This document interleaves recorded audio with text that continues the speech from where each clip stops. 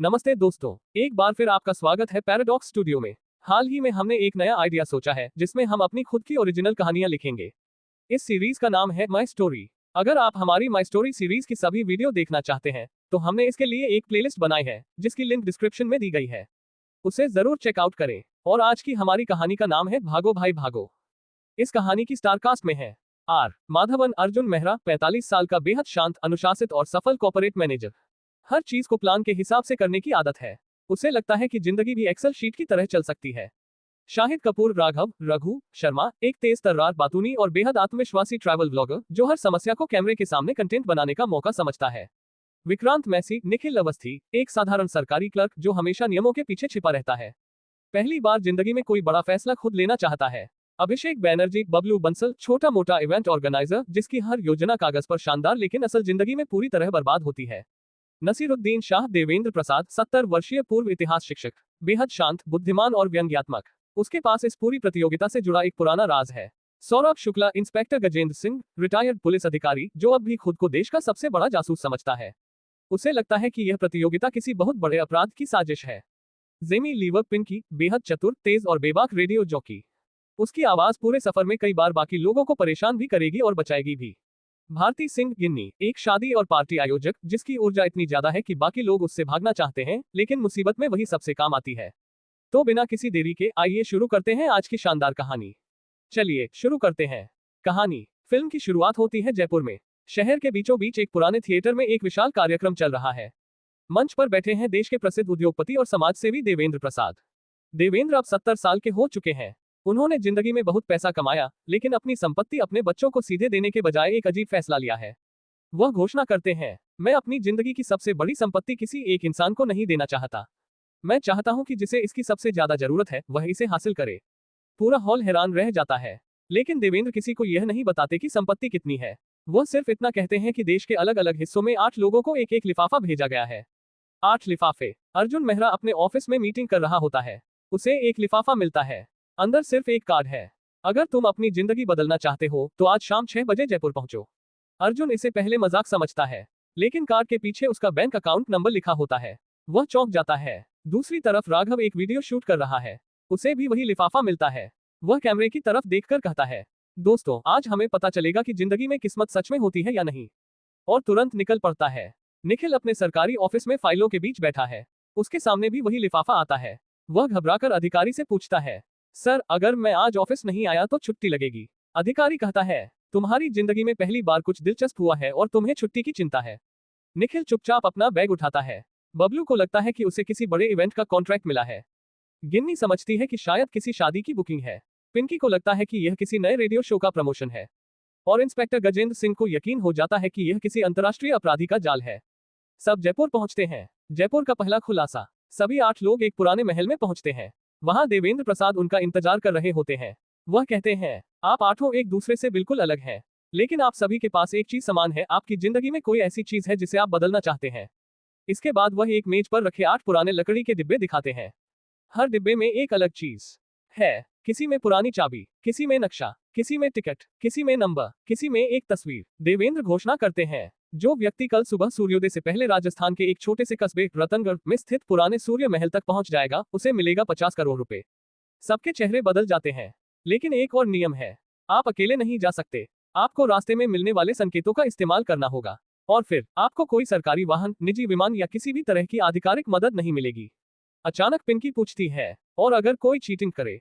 देवेंद्र मुस्कुराते हैं, तो वह जीत जाएगा अगर आप उसे पकड़ नहीं पाए। रेस शुरू। महल का दरवाजा खुलता है।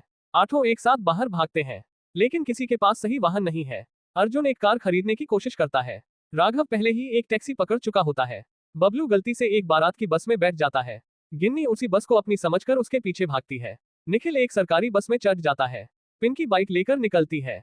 इंस्पेक्टर गजेंद्र एक पुराने पुलिस जीप जैसे वाहन को देखकर उसे सरकारी वाहन समझ लेते हैं। और देवेंद्र प्रसाद, वह आराम से एक साधारण ट्रेन में बैठ जाते हैं क्योंकि असली खेल अभी शुरू हुआ है। पहला बड़ा भ्रम। राघव को एक संकेत मिलता है, जिस रास्ते पर लाल झंडे हो वहीं से आगे बढ़ो। वह सड़क पर लाल झंडे देखता है और उसी तरफ चला जाता है। कुछ किलोमीटर बाद पता चलता है कि वह रास्ता एक राजनीतिक रैली का है। सैकड़ों लोग सड़क पर हैं। राघव अपनी गाड़ी में फंस जाता है। वह कैमरा निकालकर कहता है, दोस्तों, अगर आप यह वीडियो देख रहे हैं तो समझ जाइए कि मैं जीतने से पहले चुनाव में फंस चुका हूँ। बबलू की बारात। बबलू जिस बस में बैठा है वह वास्तव में बारात की बस है। दूल्हे के परिवार को लगता है कि वह उनका रिश्तेदार है। बबलू सच बताने की कोशिश करता है, लेकिन कोई उसकी बात सुनता ही नहीं। उसे शेरवानी पहना दी जाती है। वह बारात में नाचने लगता है क्योंकि उसे बस से उतरने का मौका नहीं मिलता। उधर गिन्नी दूसरी गाड़ी में बैठकर उसे ढूंढ रही है। जब उसे पता चलता है कि बबलू बारात में फंस गया है तो वह भी उसी बारात में घुस जाती है। दोनों एक दूसरे को देखकर चिल्लाते हैं, तुम यहाँ क्या कर रहे हो? और फिर बारात चल पड़ती है। अर्जुन की परफेक्ट प्लानिंग। अर्जुन ने रास्ते का पूरा डिजिटल नक्शा बनाया है। उसके पास ईंधन, खाने का सामान, अतिरिक्त टायर और हर जरूरी चीज है। वह बाकी सभी से बहुत आगे निकल जाता है। उसे लगता है कि वह आसानी से जीत जाएगा, लेकिन अचानक उसका फोन नेटवर्क खो देता है। फिर जीपीएस बंद हो जाता है और कुछ देर बाद उसकी कार एक ऐसे गांव में पहुंच जाती है जहां सड़क ही खत्म हो जाती है। अर्जुन पहली बार पूरी तरह परेशान होता है। एक बुजुर्ग उससे पूछता है, बेटा रास्ता खो गया? अर्जुन कहता है, नहीं, रास्ता गलत हो गया है। बुजुर्ग जवाब देता है, रास्ते कभी गलत नहीं होते, आदमी गलत जगह जाने की जल्दी करता है। अर्जुन पहली बार चुप हो जाता है। निखिल का डर। निखिल के पास मौका है कि वह पहली बार नियम तोड़कर अपनी जिंदगी बदल सकता है, लेकिन वह लगातार डर रहा है। बस का ड्राइवर उसे गलत जगह उतार देता है। वह अकेला सड़क पर खड़ा रह जाता है। उसे एक ट्रक मिलता है। वह उसमें बैठने से डरता है। फिर पीछे से आती पिंकी की बाइक रुकती है। पिंकी कहती है, चलो। निखिल पूछता है, आप मुझे जानती भी नहीं? पिंकी जवाब देती है, इसीलिए तो भरोसा कर सकती हूँ। निखिल उसके साथ निकल पड़ता है। इंस्पेक्टर गजेंद्र का सिद्धांत। गजेंद्र को पूरा विश्वास है कि इस पूरी रेस के पीछे कोई अपराध है। वह सभी खिलाड़ियों पर नजर रखता है। वह अपनी पुरानी पुलिस डायरी में नोट करता है, संदिग्ध नंबर 1 राघव, संदिग्ध नंबर 2 बबलू, संदिग्ध नंबर 3 पिंकी। फिर वह खुद ही डायरी में लिखता है, संदिग्ध नंबर 4 देवेंद्र प्रसाद। उसे शक होने लगता है कि शायद देवेंद्र ने खुद कोई बड़ा खेल रचा है। रात का सफर। अब सभी अलग अलग रास्तों पर हैं। रेगिस्तान, छोटे गांव, ढाबे, टूटी सड़कें, बस स्टेशन, रेलवे क्रॉसिंग, शादी की बारात, स्थानीय मेले और अनगिनत गलत मोड़। पूरी रात ये 8 लोग एक दूसरे से अलग अलग समय पर टकराते हैं। कभी कोई आगे निकलता है, कभी कोई पीछे, कभी 2 लोग साथ आते हैं, कभी एक दूसरे को गलत रास्ता बताते हैं। और धीरे धीरे उन्हें समझ आता है कि असली प्रतियोगिता सिर्फ तेज भागने की नहीं है, हर संकेत दूसरे संकेत से जुड़ा है। सबसे बड़ा ट्विस्ट। सुबह होने से कुछ घंटे पहले सभी एक पुराने रेलवे स्टेशन पर पहुंचते हैं। वहां उन्हें एक बोर्ड मिलता है, रतनगढ़ जाने वाला रास्ता बंद है। सभी घबरा जाते हैं। तभी देवेंद्र प्रसाद वहां पहुंचते हैं। सभी उन्हें घेर लेते हैं। गजेंद्र पूछता है, आखिर यह सब क्या है? देवेंद्र मुस्कुराते हैं और पहली बार सच्चाई बताते हैं। 50 करोड़ रुपए वास्तव में सिर्फ इनाम नहीं है। यह पैसा देवेंद्र की संपत्ति का एक हिस्सा है जिसे वह ऐसे व्यक्ति को देना चाहते हैं जो लालच के बावजूद इंसानियत न छोड़े। इसलिए रास्ते में कई संकेत जानबूझकर ऐसे बनाए गए थे कि लोग दूसरों को धोखा दे सकते थे, लेकिन जिसने किसी दूसरे प्रतियोगी की मदद की उसके पास अंतिम चरण में एक अतिरिक्त फायदा होगा। सब एक दूसरे की तरफ देखते हैं। उन्हें एहसास होता है कि उन्होंने रास्ते में एक दूसरे की मदद की है। अंतिम दौड़। सूर्योदय में सिर्फ 40 मिनट बाकी है। रतनगढ़ तक पहुंचने के लिए सभी को एक पुराने पहाड़ी रास्ते से जाना है। इस बार कोई किसी से अलग नहीं जाता। अर्जुन अपनी कार छोड़ देता है क्योंकि रास्ता खराब है। राघव अपना कैमरा बंद कर देता है। निखिल पहली बार बिना डर के आगे बढ़ता है। बबलू और गिन्नी रास्ते में फंसी एक गाड़ी को धक्का लगाकर निकालते हैं। पिंकी आगे जाकर रास्ता ढूंढती है। गजेंद्र अपनी पुरानी पुलिस ट्रेनिंग का इस्तेमाल करके सबको सुरक्षित रास्ता बताता है और देवेंद्र सबसे पीछे चलते हैं। सूर्य महल। सूरज निकलने ही वाला है। सभी सूर्य महल के विशाल दरवाजे तक पहुंचते हैं, लेकिन वहां एक अंतिम ताला लगा है। सिर्फ एक व्यक्ति इसे खोल सकता है। सब अपने अपने डिब्बों से मिली चीजें निकालते हैं, चाबी, नंबर, तस्वीर, नक्शा। आखिर में निखिल समझता है कि ये सभी चीजें मिलकर एक ही संकेत बनाती हैं। वह ताला खोल देता है। दरवाजा खुलता है। अंदर एक विशाल कमरा है। बीच में 50 करोड़ रुपए का चेक रखा है, लेकिन उसके साथ 8 अलग अलग दस्तावेज भी हैं। असली इनाम। देवेंद्र कहते हैं, मैंने फैसला किया है कि 50 करोड़ रुपए किसी एक को नहीं मिलेंगे। सभी हैरान। वह बताते हैं कि इस पूरी यात्रा में उन्होंने देखा कि 8 लोगों ने अपनी जिंदगी में पहली बार अपने डर, अहंकार और लालच से बाहर निकलकर दूसरों की मदद की। इसलिए वह 50 करोड़ रुपए को 8 हिस्सों में बांट देते हैं।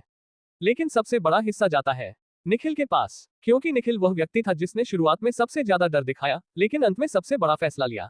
अंतिम दृश्य। कुछ महीने बाद अर्जुन अपनी कॉर्पोरेट नौकरी छोड़कर अपना छोटा व्यवसाय शुरू करता है। राघव का व्लॉग अब पहले से ज्यादा लोकप्रिय है, लेकिन अब वह सिर्फ लोगों को बेवकूफ बनाकर कंटेंट नहीं बनाता। बबलू और गिन्नी मिलकर एक नया इवेंट बिजनेस शुरू करते हैं। पिंकी अपना रेडियो शो शुरू करती है। गजेंद्र एक छोटा सिक्योरिटी ट्रेनिंग सेंटर खोलता है। निखिल सरकारी नौकरी छोड़कर ग्रामीण शिक्षा के लिए एक संस्था शुरू करता है। और देवेंद्र, वह अपने पुराने घर की छत पर बैठकर अखबार पढ़ रहे होते हैं। तभी उन्हें एक नया लिफाफा मिलता है। वह उसे खोलते हैं। अंदर सिर्फ एक लाइन होती है, अगली बार 100 करोड़ रुपए रखिए। देवेंद्र धीरे धीरे मुस्कुराते हैं। कट टू अर्जुन, राघव, निखिल, बबलू, गिन्नी और पिंकी एक सड़क किनारे ढाबे पर बैठे हैं। दूर से गजेंद्र अपनी जीप लेकर आता है और चिल्लाता है, भागो भाई, इस बार फिर से कुछ गड़बड़ है। सब एक दूसरे को देखते हैं। एक सेकंड की खामोशी, फिर सभी एक साथ भागते हैं। स्क्रीन पर बड़ा अक्षर आता है, भागो भाई भागो, दी एंड। और इसी के साथ हमारी आज की कहानी यहीं पर समाप्त होती है। उम्मीद है कि आपको यह माई स्टोरी पसंद आई होगी। अगर आपको ये कहानी अच्छी लगी हो तो हमारे चैनल को सब्सक्राइब करना न भूलें और वीडियो को लाइक तथा शेयर भी जरूर करें। साथ ही जाते जाते हमारी माई स्टोरीज की प्लेलिस्ट को भी जरूर चेकआउट करें, जिसकी लिंक डिस्क्रिप्शन में दी गई है। आपके प्यार और समर्थन के लिए बहुत बहुत धन्यवाद। Thank you for watching paradox studio. मिलते हैं अगली एक और शानदार माई स्टोरी के साथ। तब तक के लिए नमस्कार।